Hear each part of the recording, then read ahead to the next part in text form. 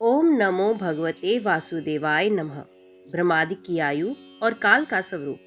श्री मित्र जी बोले, हे भगवान, जो ब्रह्म निर्गुण अप्रमय शुद्ध और निर्मल आत्मा है, उसका सर्गादि का कर्ता होना कैसे सिद्ध हो सकता है। श्री प्राशर जी बोले, हे तपस्वियों में श्रेष्ठ मैत्रेय, समस्त भाव पदार्थों की शक्तियाँ अचिंत ज्ञान की विषय होती हैं। अतः अग्नि की शक्ति उष्णता के समान ब्रह्म की भी शक्तियाँ स्वाभाविक हैं। अब जिस प्रकार नारायण नामक लोक पितामह भगवान ब्रह्मा जी की सृष्टि की रचना में प्रवृत्त होते हैं, सो सुनो। हे विद्वान, वे सदा उपचार से ही उत्पन्न हुए कहलाते हैं। उनके अपने प्रमाण से उनकी आयु 100 वर्ष की कही जाती है। उस 100 वर्ष का नाम पर ही उसका आद्य प्रादार्थ कहलाता है। हे अनक, मैंने जो तुमसे विष्णु भगवान का काल स्वरूप कहा था, उसी के द्वारा उस ब्रह्मा की तथा और भी जो पृथ्वी समुद्र पर्वत आदि चराचर जीव हैं, उनकी आयु का प्रमाण किया जाता है। हे मुनि श्रेष्ठ, 15 निमेष का काष्ठा कहते हैं। 30 काष्ठा की एक कला तथा 30 कला का एक मुहूर्त होता है। 30 मुहूर्त का मनुष्य का एक दिन रात कहा जाता है और उतने ही दिन रात का 2 पक्ष युक्त एक मास होता है। 6 महीनों का एक अयन और दक्षिणायन तथा उत्तरायण 2 अयन मिलकर एक वर्ष होता है। दक्षिणायन देवताओं की रात्रि है, उत्तरायण दिन होता है। देवताओं के 12,000 वर्षों के सतयुग, त्रेता, द्वापर और कलयुग नामक 4 युग होते हैं। उनका अलग अलग प्रमाण मैं तुम्हें सुनाता हूँ।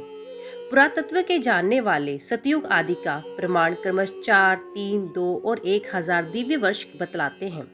प्रत्येक युग के पूर्व उतने ही 100 वर्षों की संध्या बताई जाती है और युग के पीछे उतने ही प्रमाण वाले संध्याश होते हैं। हे मुनि श्रेष्ठ, इन संध्याशों के बीच का जितना काल होता है, उसे ही सतयुग आदि नाम वाले युग जानना चाहिए।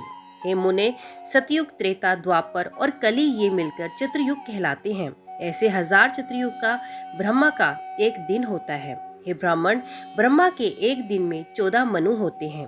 उनका कालकृत प्रमाण सुनो। सप्तऋषि, देवगण, इंद्र, मनु और मनु के पुत्र राजा लोग पूर्व कल्पानुसार एक ही काल में रचे जाते हैं और एक ही काल में उनका संहार किया जाता है। हे सत्तम, 71 युग चतुर्युग से कुछ अधिक काल का एक मनवंतर होता है। यही मनु और देवता आदि का काल है। इस प्रकार दिव्य वर्ष गणना से एक मनवंतर में 8,52,000 वर्ष बताए गए हैं तथा हे महामुने, मानवीय वर्ष गणना के अनुसार मनवंतर का प्रमाण पूरे 30,67,20,000 वर्ष है, इससे अधिक नहीं।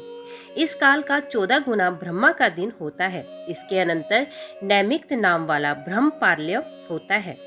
उस समय भूलोक, भुर्वलोक और स्वर्गलोक तीनों जलने लगते हैं और महरलोक में रहने वाले सिद्धगण अति संतप्त होकर जनलोक को चले जाते हैं। इस प्रकार त्रिलोकी के जल में हो जाने पर जनलोकवासी योगियों द्वारा ध्यान किए जाते हुए नारायण रूप कमल योनि ब्रह्मा जी की त्रिलोकी के ग्रास से तृप्त होकर दिन के बराबर ही प्रमाण वाली उस रात्रि में शेष शैया पर शयन करते हैं और उनके बीत जाने पर पुण्य संसार की सृष्टि करते हैं। इसी प्रकार पक्ष, मास आदि गणना से ब्रह्मा का 1 वर्ष और फिर 100 वर्ष होते हैं।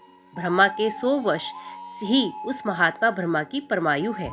हे अनग, उन ब्रह्मा जी का एक प्रार्ध बीत चुका है। उसके अंत में पादे नाम से विख्यात महाकल्प हुआ था। हे द्विज, इस समय वर्तमान उनके दूसरे प्रार्ध का ये वाराह नामक पहला कल्प कहा गया है। ओम नमो भगवते वासुदेवाय नमः। तो दोस्तों, आज की वीडियो में बस इतना ही। उम्मीद करती हूँ ये वीडियो आपको पसंद आई होगी। वीडियो पसंद आई हो तो वीडियो को लाइक और चैनल को सब्सक्राइब जरूर कीजिएगा। तो मिलते हैं अगले अध्याय के साथ। तब तक के लिए देखते व सुनते रहिए। जय मां कंजक, जय माता दी।